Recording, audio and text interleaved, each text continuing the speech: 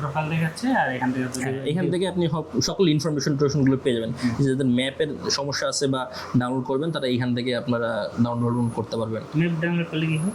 তাহলে হচ্ছে কি রিয়েল টাইম পজিশন দেখতে পারবেন এবং নামটা মধ্যে ভালো লাগবে দেখতে।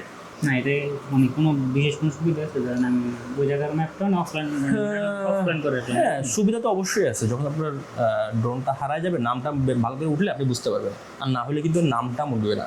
তখন আপনি জাস্ট দেখতে পারবেন যে আপনার ড্রোনটা ওইখানে আছে, এই মানে এইখানে পড়ছে এই দেখতে পারবেন। বাট আপনি যখন ম্যাপ ডাউনলোড করবেন তখন তো আপনার ইনফরমেশন থাকবে যে ভাই আপনি আসছেন শ্রীমঙ্গলের এই যে ভানুগাছা রেল স্টেশন আসছেন, বিভিন্ন জায়গায় দেখবেন নাম দেওয়া থাকে, মানে ম্যাপে নাম দেওয়া থাকে। তখন আপনি বুঝতে পারবেন যে আমার ড্রোনটা এক্স্যাক্টলি কই পড়ছে। নাহলে আপনি যদি এমনটা না হয় তাহলে এটা জাস্ট আপনার দেখাবে যে ড্রোনটা ওই জায়গায় পড়ছে, ওই জায়গা কি কোন জায়গা আপনি জানেন না যদি ডাউনলোড না করেন। প্রত্যেকবার ফ্লাইয়ের আগে করতে না, এটা একবার করলে এটা থেকে যায়।